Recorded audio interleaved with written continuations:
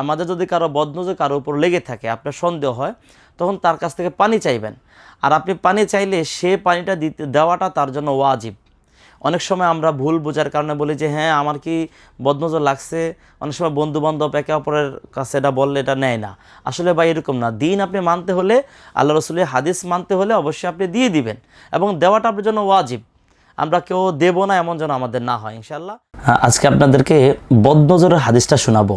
عن أبي أمامة بن سهل بن حنيف رضي الله تعالى عنه قال رأى عامر بن ربيعة سهل بن حنيف يغتسل فقال ما رأيت كاليوم ولا جلد مخبأة فلبط سهل فأوتي به النبي صلى الله عليه وسلم فقيل له أدرك سهلا صريعا قال من تتهمون به قالوا عامر بن ربيعة قال على ما يقتل أحدكم أخاه إذا رأى أحدكم من أخيه ما يعجبه فليدعو له بالبركة ثم دعا بماء فأمر عامرا أن يتوضأ فغسل وجهه ويديه إلى المرفقين وركبتيه وداخلة إزاره ثم أمره أن يصب عليه الماء। পুরো হাদিসটা, এটার অর্থ হচ্ছে আবু উমামা ইবনে সাহাল ইবনে হুনাইফ রাদিয়াল্লাহু তাআলা আনহু থেকে বর্ণিত। তিনি বলেন, আমির ইবনে রবিয়া রাদিয়াল্লাহু তাআলা আনহু সাহাল ইবনে হুনাইফ রাদিয়াল্লাহু তাআলা আনহুকে গোসল করতে দেখলেন। তখন তিনি আমের বললেন, আজকের মতো এত সুন্দর ত্বক আমি আর কখনো দেখিনি, এমনকি কোনো পর্দাশীল কুমারীরও এমন ত্বক দেখিনি। এরপর সাহাল রাদিয়াল্লাহু তাআলা আনহু বেহুশ হয়ে পড়ে গেলেন। তাকে রাসূলুল্লাহ সাল্লাল্লাহু আলাইহি সাল্লামের কাছে আনা হলো এবং বলা হলো, সাহালকে বাঁচান, সে তো ধরাশয়ী হয়ে গেছে। নবী সাল্লাল্লাহু আলাইহি সাল্লাম বললেন, তোমরা কাকে সন্দেহ করছো? তারা বললেন, আমির ইবনে রবিয়াকে। তখন নবী করিম সাল্লাল্লাহু আলাইহি সাল্লাম বললেন, তোমাদের মধ্যে কেউ কেন তার ভাইকে হত্যা করবে? যখন তোমাদের কেউ তার ভাইয়ের এমন কিছু দেখে যা তাকে মুগ্ধ করে, তখন সে যেন তার জন্য বরকতের দোয়া করে। অতঃপর নবী সাল্লাল্লাহু আলাইহি সাল্লাম পানি আনতে বললেন এবং আমের রাদিয়াল্লাহু তাআলা আনহুকে ওযু করতে আদেশ দিলেন। আমের তার মুখমণ্ডল কনুই পর্যন্ত 2 হাত, 2 হাঁটু এবং লুঙ্গির নিচের অংশ ধুলেন। তারপর নবী সাল্লাল্লাহু আলাইহি সাল্লাম তাকে ওই পানি সাহালের উপর ঢেলে দিতে আদেশ দিলেন। মুয়াত্তা মালিক কিতাবুল আইন। এই হাদিসটি হচ্ছে পুরো লম্বা হাদিস।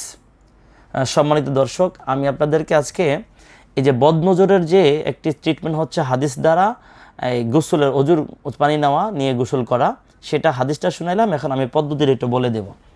তো অজুর পানিটা আমি কিভাবে নিব, এই পদ্ধতিটা আমরা জানি না অনেকে। তো আমি আপনাদের কাছে জানিয়ে দিচ্ছি যে পদ্ধতিটা কিভাবে হবে।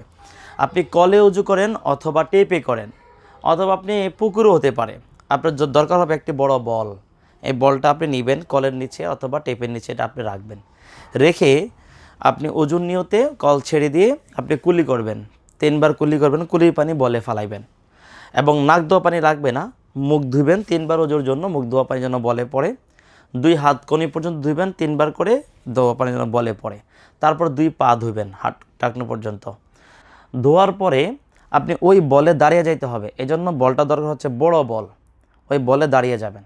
দাঁড়িয়ে 1 মগ পানি আপনি আপনার কোমর থেকে ঢেলে দিবেন সামনের দিক থেকে।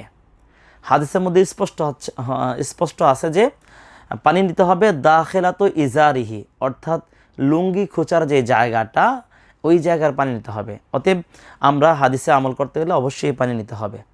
রাসূলুল্লাহ সাল্লাল্লাহু আলাইহি সাল্লাম বলেছেন দাখিলাতু ইজারিহি, অর্থাৎ লুঙ্গি খোঁচার যে জায়গাটা, ওটার কথাও আসছে।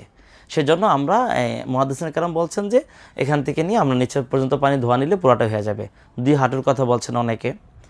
এখন এই পানিটা আপনি অজুর পানি, এটা আপনি নিজের অজুর পানি নিজে গোসল করলে মাথায় ঢেলে দিবেন একসাথে, অথবা আপনি যদি স্বামী স্ত্রী একে অপরের করেন তাহলে আপনারটা স্ত্রীকে দিবেন, স্ত্রীটা আপনি নেবেন, একে অপরে গোসল করবেন। এর হচ্ছে অজুর গোসল। এর সাথে একটা মাসালা বলে দিচ্ছি, আমাদের যদি কারো বদনজর কারো উপর লেগে থাকে, আপনার সন্দেহ হয়, তখন তার কাছ থেকে পানি চাইবেন। আর আপনি পানি চাইলে সে পানিটা দেওয়াটা তার জন্য ওয়াজিব। অনেক সময় আমরা ভুল বোঝার কারণে বলি যে হ্যাঁ আমার কি বদনজর লাগছে, অনেক সময় বন্ধুবান্ধব একে অপরের কাছে এটা বললে এটা নেয় না। আসলে ভাই এরকম না। দিন আপনি মানতে হলে, আল্লাহ রসুলের হাদিস মানতে হলে অবশ্যই আপনি দিয়ে দিবেন, এবং দেওয়াটা আপনার জন্য ওয়াজিব। আমরা কেউ দেব না এমন যেন আমাদের না হয় ইনশাআল্লাহ।